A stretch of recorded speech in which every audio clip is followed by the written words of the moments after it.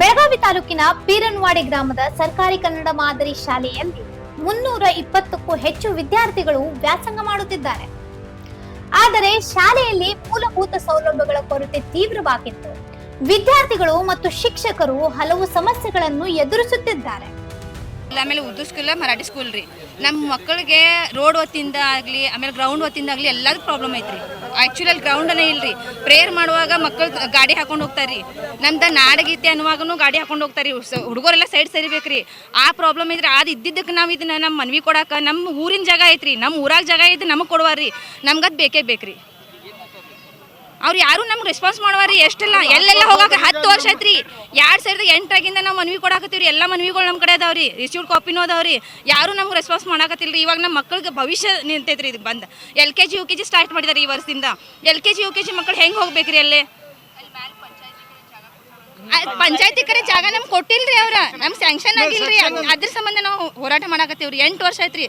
8 ವರ್ಷ ಪ್ರತಿ ವರ್ಷನೂ ನಮ್ಗೆ ಹ್ಞೂ ಅಂತಾರೆ. ಆದ್ರೆ ನಮ್ಗೆ ಯಾರು ರೆಸ್ಪಾನ್ಸ್ ಮಾಡಾಕ್ತಾ ಇರಲ್ರಿ. ದಯವಿಟ್ಟು ನಮ್ಮ ಮಕ್ಕಳ ಸಂಬಂಧ ಮಾಡಿಕೊಡ್ಬೇಕ್ರಿ. ನಮ್ಮ ಕಡೆ ಎಲ್ಲ ಪ್ರೂಫ್ ಅದಾವ್ರಿ. ಪ್ರೇಯರ್ದಾಗ ನಿಂತಿದ್ದ ಹುಡುಗ ಗ್ಲಾಸ್ ಹೊಡಿತಾರ್ರಿ. ಆಮೇಲೆ ಸಿಲಿಂಡರ್ ಚೋರಿ ಮಾಡ್ತಾರ್ರಿ.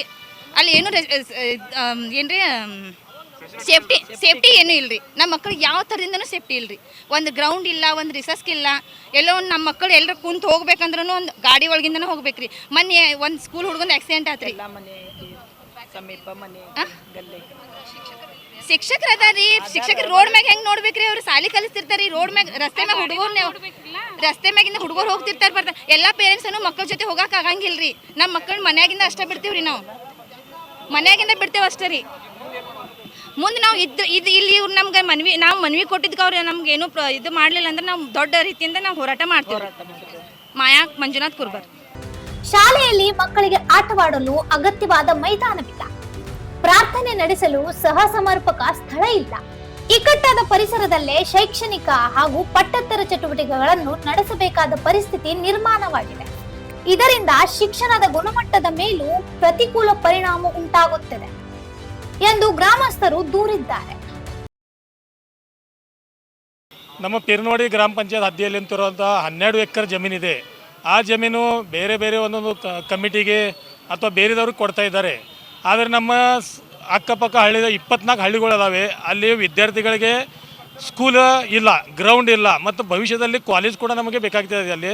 ಆದ ಕಾರಣ ನಾವು DC ಅವರಿಗೆ ಮತ್ತು ರಾಜ್ಯ ಸರ್ಕಾರದ ನಮ್ಮ ಶಿಕ್ಷಣ ಮಂತ್ರಿ ಆಗಲಿ ಅವರಿಗೆ ನಾವು ಇವತ್ತು ನಿವೇದನೆ ಕೊಡೋದಕ್ಕೆ ಬಂದಿದ್ದೇವೆ.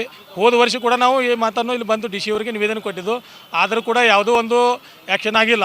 ಆದರೆ ನಮಗೀಗ ಅಲ್ಲಿ ಸ್ಕೂಲ್, ಗ್ರೌಂಡು, ಕಾಲೇಜ್ ಸಲುವಾಗಿ ನಮಗೆ ಜಮೀನು ಬೇಕಾಗಿ ನಾವು ಇಲ್ಲಿ ಮತ್ತೊಮ್ಮೆ ಇವತ್ತು ನಿವೇದನೆ ಕೊಡ್ತಾ ಇದ್ದೇವೆ.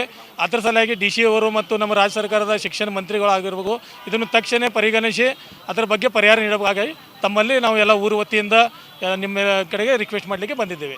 ಧನ್ಯವಾದ. ಶಾಲೆಗೆ ಸ್ವಂತ ಕಾಂಪೌಂಡ್ ಗೋಡೆ ಇಲ್ಲದ ಕಾರಣ ಸಾರ್ವಜನಿಕರ ನಿರಂತರ ಓಡಾಟ, ವಾಹನಗಳ ಸಂಚಾರ ಹಾಗೂ ಕರ್ಕಶ ಶಬ್ದದಿಂದ ವಿದ್ಯಾರ್ಥಿಗಳ ಕಲಿಕೆಗೆ ಅಡಚಣೆ ಉಂಟಾಗುತ್ತದೆ. ಅಲ್ಲದೆ ಶಾಲಾ ಆವರಣದಲ್ಲಿ ಅನಧಿಕೃತ ವಾಹನ ನಿಲುಗಡೆ, ಕಸ ಸುರಿಯುವುದು ಹಾಗೂ ಶಾಲೆಯ ಆಸ್ತಿ ಪಾಸ್ತಿಗೆ ಹಾನಿ ಮಾಡುವ ಘಟನೆಗಳು ಹೆಚ್ಚಾಗಿವೆ ಎಂದು ಆರೋಪಿಸಲಾಗಿದೆ. ಈ ಪರಿಸ್ಥಿತಿಯಿಂದ ವಿದ್ಯಾರ್ಥಿಗಳಲ್ಲಿ ಅಸುರಕ್ಷಿತ ಭಾವನೆ ಮೂಡಿದ್ದು, ಸುರಕ್ಷಿತ ಮತ್ತು ಗುಣಮಟ್ಟದ ಶಿಕ್ಷಣಕ್ಕೆ ತೊಂದರೆಯಾಗುತ್ತದೆ.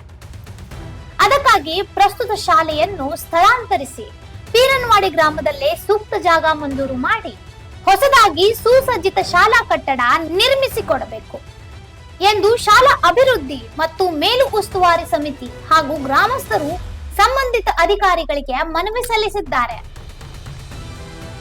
ಇಂತಹ ಇನ್ನೂ ಅಪ್ಡೇಟ್ಗಳಿಗಾಗಿ ಫಾಲೋ ಮಾಡಿ ವಾಯ್ಸ್ ಆಫ್ ಪೆನುಗ್ರಾಮ್ಗೆ.